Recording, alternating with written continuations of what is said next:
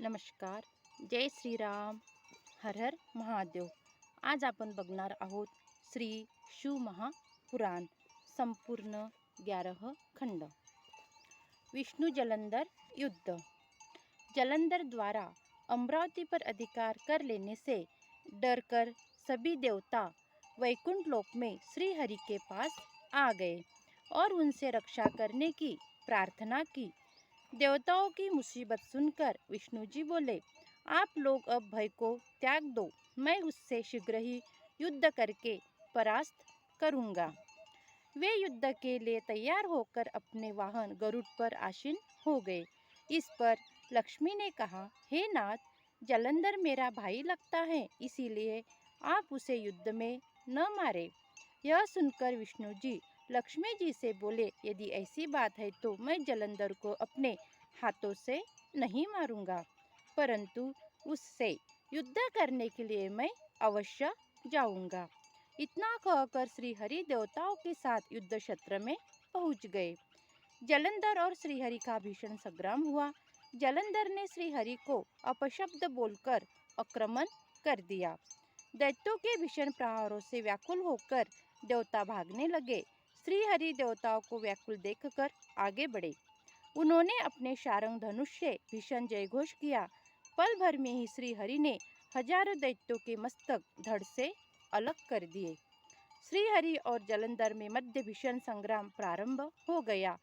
समस्त आकाश बाणों से ढक गया.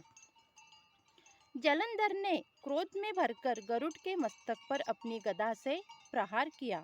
साथ ही श्रीहरि की छाती पर भी प्रहार किया. विष्णु जी ने जलंधर की गदा को काट दिया. अब जलंधर बाणों की वर्षा करने लगा.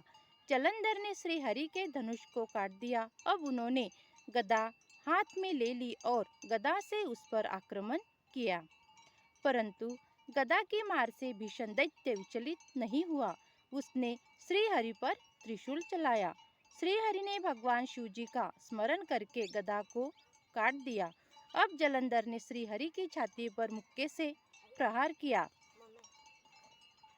अब मायावी वाणी में श्रीहरि ने जलंधर से कहा, हे दैत्यराज, तू धन्य है जो इतनी देर तक युद्ध करते रहने पर भी भयभीत नहीं हुआ. तेरी युद्ध कला से मैं अत्यंत प्रसन्न हूँ.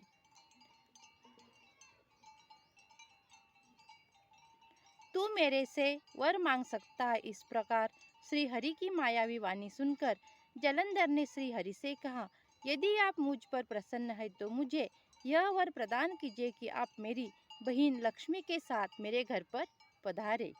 श्रीहरि ने कुछ खेद में भरकर तथास्तु कह दिया. श्रीहरि और देवताओं के साथ जलंधर के पुर में निवास करने लगे. जलंधर लक्ष्मी सहित देवताओं के साथ श्रीहरि को अपना यहाँ देखकर बहुत प्रसन्न हुआ. इसके बाद जलंधर देवताओं के पास जो भी रत्नादि थे उन्हें लेकर पृथ्वी पर आ गया. उसने निशुम्भ के पाताल का अधिपति बनाया. जलंधर देव दानव यक्ष गंधर्व सिद्ध सर्प मनुष्यों को विजय कर त्रिभुवन पर शासन करने लगा. नारद जी का कपट जाल. जलंधर द्वारा धर्मपूर्वक शासन करने से देवता खिन्न रहने लगे.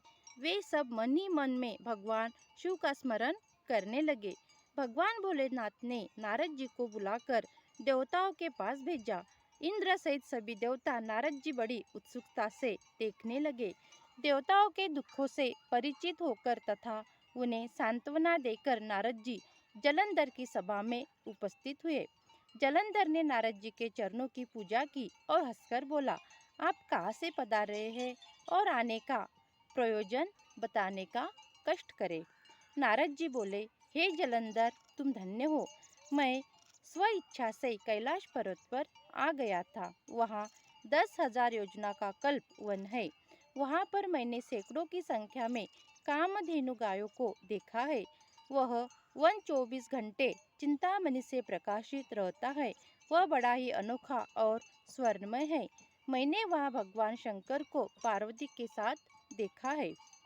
उनको देखकर मेरे आश्चर्य की सीमा न रही कि उनके समान इस त्रिलोकी में कोई समृद्धिशाली नहीं है. उसी समय मुझे तुम्हारा स्मरण हो गया. तुम्हारी समृद्धि को देखने की इच्छा से मैं यहाँ चला आया। जलंधर ने प्रसन्न होकर नारद जी को अपनी समृद्धि के दर्शन कराए।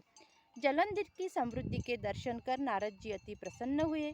नारद जी ने उसकी खूब प्रशंसा कर कहा, ब्रह्मा जी के हस्त में विमान को लेकर आ गए हैं तथा त्रिलोकी में जितने भी रत्न हैं उन्हें तुम ले आए हो। यह देखकर मुझे बड़ी प्रसन्नता हुई, परंतु तुम्हारे पास एक चीज की कमी है। वह चीज है पत्नी रूपी धन। बिना पत्नी के सब समृद्धि फीकी है, इस कमी को तुम दूर करो। यह सुनकर जलंधर काम वासना से व्याकुल हो गया और कहने लगा कि यह रत्न तो कैलाश पर्वत पर योगी शिव जी के पास है। उनकी पत्नी पार्वती बड़ी सुंदर और मनोहर है। उनके समान त्रिलोकी में कोई अन्य स्त्री नहीं है। मैं उसे ही प्राप्त करूंगा। दूत संवाद। जलंधर ने अपने राहु नाम के व्यक्ति को कैलाश पर्वत पर दूत बनाकर भेजा। वहां पर नंदी ने उसे द्वार पर रोक दिया, परंतु वह जबरदस्ती शिवजी के पास पहुंचकर उन्हें अपने स्वामी जलंधर का संदेश सुनाया कि वह आपकी पत्नी पार्वती को अपनी पत्नी बनाना चाहते हैं, अतः उन्होंने पार्वती को बुलाया है। यह सुनकर भगवान शंकर क्रोध में भर गए और उन्होंने पृथ्वी को फोड़कर एक भयंकर शब्द वाला एक पुरुष निकाला। उसका मुख सिंह की तरह था। वह दौड़कर राहु को खाने को चला। राहु बड़े वेग से डरकर भागने लगा, परंतु वह उस पुरुष द्वारा पकड़ा गया। राहु ने शिवजी से शरण मांगी। शिवजी ने उसे उस पुरुष से छुड़ा दिया। वह पुरुष शिवजी से बोला, हे स्वामी, मुझे बड़े जोर की भूख लगी है। शिव शंकर उस पुरुष से बोले, तुम अपने हाथ पैर को काटकर मांस खाकर अपनी भूख मिटा लो। उसने ऐसा ही किया। इससे उस पुरुष का सिर ही शेष रह गया था।